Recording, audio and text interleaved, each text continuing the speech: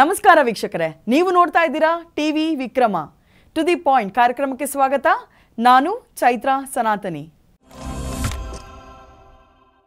ವೀಕ್ಷಕರೇ, ಎಲೆಕ್ಷನ್ಗಳಲ್ಲಿ ಸೋತಾಗ, ಅಧಿಕಾರ ಸಿಗದೇ ಇದ್ದಾಗ ಅಥವಾ ಎಲೆಕ್ಷನ್ ಇನ್ನೇನು ಹತ್ರ ಬರ್ತಾ ಇದೆ ಅಂದಾಗ, ತಾವು ಕೂತ್ಕೊಂಡಿರೋ ಕುರ್ಚಿ ಅಲುಗಾಡ್ತಾ ಇದೆ ಅಂದಾಗಲೆಲ್ಲ ಸಿದ್ದರಾಮಯ್ಯ ಅವರಿಗೆ ಅಲ್ಪಸಂಖ್ಯಾತರು, ಹಿಂದುಳಿದವರು ಹಾಗೂ ದಲಿತರು ಇವರೆಲ್ಲ ನೆನಪಾಗ್ತಾರೆ. ಕೂಡಲೇ ಅವರು ದೊಡ್ಡದೊಂದು ಅಹಿಂದ ಸಮಾವೇಶವನ್ನು ಆಯೋಜಿಸ್ತಾರೆ. ನಾನು ಅಲ್ಪಸಂಖ್ಯಾತರ ಪರ, ಹಿಂದುಳಿದವರ ಪರ, ದಲಿತರ ಪರ ಅಂತ ದೊಡ್ಡದಾಗಿ ಘೋಷಣೆಯನ್ನು ಮಾಡ್ತಾರೆ. ಅದರಲ್ಲೂ ದಲಿತರ ಪರವಾಗಿ ಹೆಚ್ಚಿನ ಕಾಳಜಿ ಇದೆ ಅನ್ನೋ ಥರ ಬಿಲ್ಡಪ್ ಬೇರೆ ಕೊಡ್ತಾರೆ. ಆದರೆ ದಲಿತರ ಪರ ಇಷ್ಟೆಲ್ಲ ಕಾಳಜಿ ಇದೆ ಅನ್ನೋ ಥರ ಬಿಂಬಿಸೋ ಸಿದ್ದರಾಮಯ್ಯ ಅವರು ಅಧಿಕಾರ ಸಿಕ್ಕ ಕೂಡಲೇ ತಮ್ಮ ವರಸೆಯನ್ನೇ ಬದಲಾಯಿಸ್ತಾರೆ. ಹೀಗೆ ದಲಿತರ ಮೂಗಿಗೆ ತುಪ್ಪವನ್ನು ಸವರಿ ಅಧಿಕಾರಕ್ಕೆ ಬಂದಿರೋ ಸಿದ್ದರಾಮಯ್ಯ ಅವರು ಈಗ ನಿಜ ಬಣ್ಣವನ್ನು ತೋರಿಸ್ತಾ ಇದ್ದಾರೆ. SC/ST ಸಮುದಾಯದವರಿಗೆ ಮೀಸಲ್ಪಟ್ಟ 11,000 ಕೋಟಿ ರೂಪಾಯಿಯನ್ನು ಈಗ ಗ್ಯಾರಂಟಿ ಯೋಜನೆಗೆ ಬಳಸಲು ಮುಂದಾಗಿದ್ದು, ಸುಮಾರು 32 ಲಕ್ಷ ಪರಿಶಿಷ್ಟರ ಆಶಾಭಾವನೆಗಳಿಗೆ CM ಅವರು ಕೊಳ್ಳಿ ಇಟ್ಟಿದ್ದಾರೆ. ಆ ಮೂಲಕ ದಲಿತರ ಪರವಾಗಿ ತಮ್ಮದು ಎಂಥ ಫೇಕ್ ಕಾಳಜಿ ಇದೆ ಅನ್ನೋದನ್ನು ತೋರಿಸಿದ್ದಾರೆ. ಸಿದ್ದರಾಮಯ್ಯ ಅವರು ದಲಿತರ ಹಣಕ್ಕೆ ಹೇಗೆ ಕೊಳ್ಳಿ ಇಟ್ಟಿದ್ದಾರೆ, ಅವರ ಆಶಾಭಾವನೆಗಳನ್ನು ಹೇಗೆ ಸಾಯಿಸಿದ್ದಾರೆ ಅಂತ ತಿಳ್ಕೊಳ್ಳೋ ಮುಂಚೆ 2023ರ ವಿಧಾನಸಭೆ ಚುನಾವಣೆ ದಿನಗಳನ್ನು ನೀವೊಮ್ಮೆ ನೆನಪಿಸ್ಕೊಳ್ಳಿ. ನಾವು ಗೆದ್ದರೆ ಜನರಿಗೆ ವಿದ್ಯುತ್ ಆಗಲಿ, ಬಸ್ ಪ್ರಯಾಣ ಆಗಲಿ ಅಥವಾ 10 kg ಅಕ್ಕಿ, ಈ ಲೇಡೀಸ್ಗಳಿಗೆ 2,000 ರೂಪಾಯಿ, ಪದವೀಧರರಿಗೆ ಸಹಾಯಧನ ಕೊಡ್ತೀವಿ ಅಂತೆಲ್ಲ ಹೇಳ್ತಾ ಇದ್ರು. ಎಲ್ಲವನ್ನ ಫ್ರೀಯಾಗಿ ಕೊಡ್ತೀವಿ ಅಂತ ಕೂಡ ಹೇಳಿದರು. ಕರ್ನಾಟಕವನ್ನು ರಾಮರಾಜ್ಯ ಮಾಡ್ತೀವಿ ಅಂತೆಲ್ಲ ಸಿದ್ದರಾಮಯ್ಯ ಅವರು ಹೇಳಿದ್ದೇ ಬಂತು.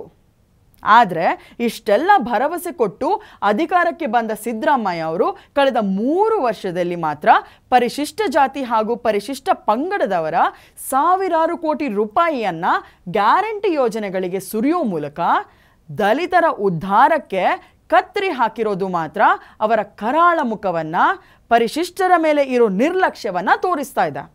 ಹೌದು, ಕಳೆದ 2 ವರ್ಷಗಳಿಂದ ಪರಿಶಿಷ್ಟ ಜಾತಿ ಹಾಗೂ ಪರಿಶಿಷ್ಟ ಪಂಗಡದವರಿಗೆ ಮೀಸಲ್ಪಟ್ಟಿದ್ದ ಸಾವಿರಾರು ಕೋಟಿ ರೂಪಾಯಿಯನ್ನು ಅವೈಜ್ಞಾನಿಕ, ಅಸಮಂಜಸ, ಅಸಮರ್ಪಕವಾಗಿ ಜಾರಿಗೆ ತಂದಿರೋ ಗ್ಯಾರಂಟಿ ಯೋಜನೆಗಳಿಗೆ ಸಿದ್ದರಾಮಯ್ಯ ಅವರು ಸುರಿದಿದ್ದಾರೆ. ಈಗ 2025-26ನೇ ಹಣಕಾಸು ವರ್ಷದಲ್ಲೂ ಪರಿಶಿಷ್ಟರ 11,896 ಕೋಟಿ ರೂಪಾಯಿಯನ್ನು ಗ್ಯಾರಂಟಿ ಯೋಜನೆಗಳಿಗೆ ಸುರಿಯೋದಕ್ಕೆ ಸಿದ್ದರಾಮಯ್ಯ ಅವರು ಪ್ಲ್ಯಾನ್ ಮಾಡಿದ್ದಾರೆ. ಇದರೊಂದಿಗೆ ಸತತ 3ನೇ ವರ್ಷವೂ ದಲಿತರ ಹಣವು ಗ್ಯಾರಂಟಿ ಯೋಜನೆಗಳ ಪಾಲಾಗೋ ಮೂಲಕ ಪರಿಶಿಷ್ಟ ಜಾತಿ ಹಾಗೂ ಸಮುದಾಯದವರ ಅಶೋತ್ತರಗಳನ್ನು ಕಾಂಗ್ರೆಸ್ ಸರ್ಕಾರ ಮಣ್ಣು ಪಾಲು ಮಾಡ್ತಾ ಇದೆ.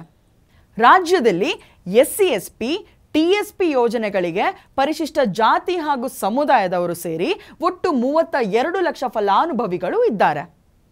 ಇವರೆಲ್ಲರ ಹಣವನ್ನು ಗ್ಯಾರಂಟಿ ಯೋಜನೆಗಳಿಗೆ ಕೊಡ್ತಿರೋದು ಈಗ ಜನಾಕ್ರೋಶಕ್ಕೆ ಕಾರಣವಾಗಿದೆ.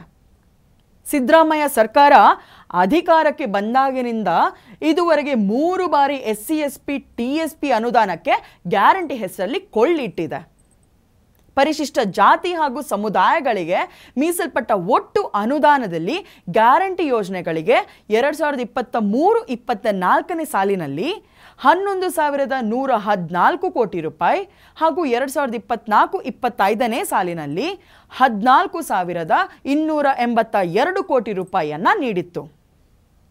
ದಲಿತರು, ನಾಗರಿಕರ ಆಕ್ರೋಶದ ಮಧ್ಯೆಯೂ ಸರ್ಕಾರ ಕಳೆದ 2 ಬಾರಿ ಗ್ಯಾರಂಟಿ ಯೋಜನೆಗಳಿಗೆ ದಲಿತರ ಹಣವನ್ನು ನೀಡಿತ್ತು.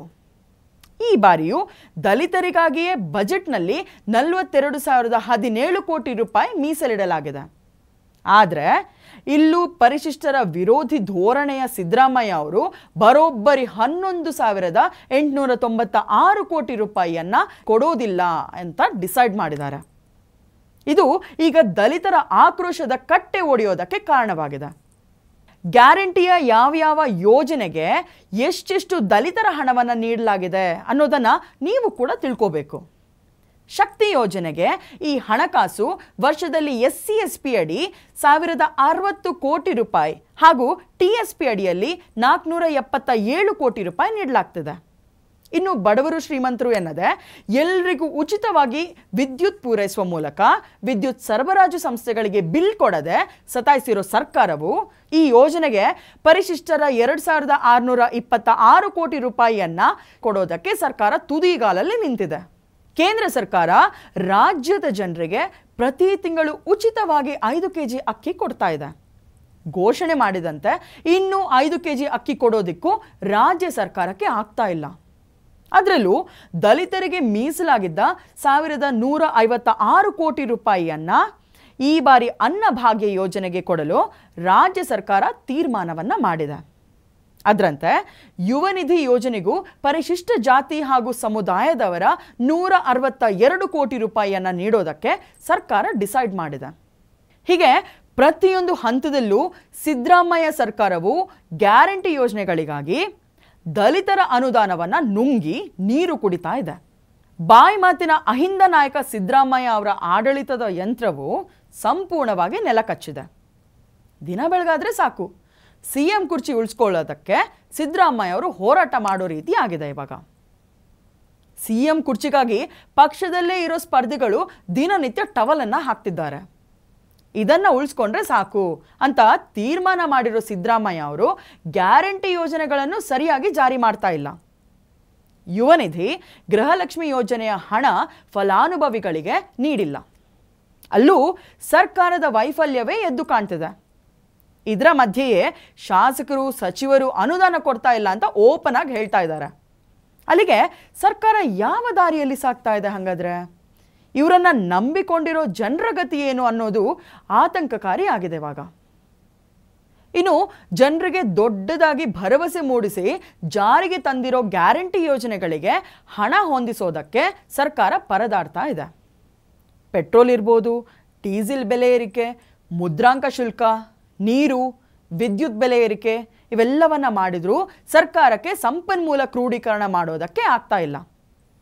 ಭ್ರಷ್ಟಾಚಾರ, ಹಣ ಪೋಲಾಗೋದು, ಶಿಸ್ತಿಲ್ಲದ ಆಡಳಿತದಿಂದಾಗಿ ಖಜಾನೆ ಖಾಲಿಯಾಗಿದೆ.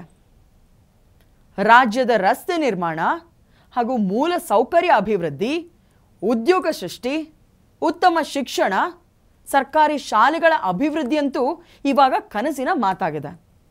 ಗ್ಯಾರಂಟಿ ಯೋಜನೆಗಳಿಗೆ ದುಡ್ಡು ಹೊಂದಿಸು, CM ಗಾದಿಯನ್ನ ಉಳಿಸ್ಕೋ ಎಂಬ ತತ್ವದಲ್ಲಿ ಸಿದ್ದರಾಮಯ್ಯ ಅವರು ಕೆಲಸ ಮಾಡ್ತಿದ್ದಾರೆ. ಹಾಗಾಗಿ ಈಗ ಸತತ 3ನೇ ಬಾರಿಗೂ ಪರಿಶಿಷ್ಟ ಜಾತಿ ಹಾಗೂ ಸಮುದಾಯದವರ ಅನುದಾನಕ್ಕೆ ಕೈ ಹಾಕಿದ್ದಾರೆ. ದಲಿತರ ಹೆಸರಲ್ಲಿ ರಾಜಕೀಯವನ್ನ ಮಾಡಿ ದಲಿತರ ಮತಗಳನ್ನು ಪಡೆದು ಅಂಬೇಡ್ಕರ್ ಹೆಸರು ಹೇಳ್ಕೊಂಡು ಅಧಿಕಾರಕ್ಕೆ ಬಂದಿರೋ ಸಿದ್ದರಾಮಯ್ಯ ಸರ್ಕಾರವು ಈಗ ಅನ್ಯಾಯ ಮಾಡ್ತಿರೋದರ ವಿರುದ್ಧ ದಲಿತರು ರೊಚ್ಚಿಗೆದ್ದಿದ್ದಾರೆ.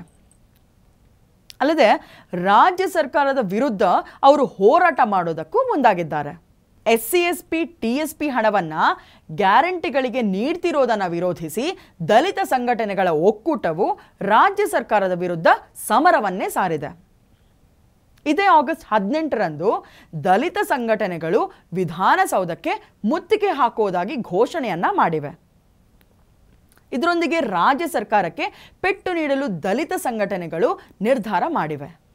ಕಾಂಗ್ರೆಸ್ಸಿನ ಆದ್ಯತೆ ದಲಿತರು, ಆದಿವಾಸಿಗಳು ಇವರ ಬಗ್ಗೆ ಅಲ್ಲ. ಅವರ ಆದ್ಯತೆ ಏನಿದ್ರು ಮುಸ್ಲಿಮರು ಮಾತ್ರ ಎಂದು ಡಾಕ್ಟರ್ ಬಾಬಾ ಸಾಹೇಬ್ ಅಂಬೇಡ್ಕರ್ ಅವರೇ ಹೇಳಿದರು. ಅದನ್ನು ಕಳೆದ 60 ವರ್ಷಗಳಲ್ಲಿ ಕಾಂಗ್ರೆಸ್ ಸಾಬೀತುಪಡಿಸಿದೆ. ಈಗ ಸಿದ್ದರಾಮಯ್ಯ ಕೂಡ ದಲಿತರನ್ನ ಬಿಟ್ಟು ಮುಸ್ಲಿಮರ ಓಲೈಕೆಗೆ ನಿಂತಿದ್ದಾರೆ. 2 ಕೋಟಿ ರೂಪಾಯಿವರೆಗಿನ ಗುತ್ತಿಗೆಯಲ್ಲಿ ಮುಸ್ಲಿಮರಿಗೆ ಮೀಸಲಾತಿ ಘೋಷಣೆಯನ್ನ ಮಾಡಿದ್ದಾರೆ. ಹಾಗೆ ರಾಜ್ಯ ಸರ್ಕಾರದ ವಿವಿಧ ವಸತಿ ಯೋಜನೆಗಳ ಅಡಿಯಲ್ಲಿ ಅಲ್ಪಸಂಖ್ಯಾತರಿಗೆ ಇರೋ ಮೀಸಲಾತಿಯನ್ನ 10% 15% ಹೆಚ್ಚಿಸಲು ತೀರ್ಮಾನಿಸಿದ್ದಾರೆ. ಮುಸ್ಲಿಮರ ಮತಗಳು ಭದ್ರ ಆದರೆ ಸಾಕು, ಅವರ ವೋಟ್ ಬ್ಯಾಂಕ್ ನಮಗಾಗಬೇಕು ಅನ್ನೋ ಅಜೆಂಡಾ ಸರ್ಕಾರಕ್ಕಿದೆ.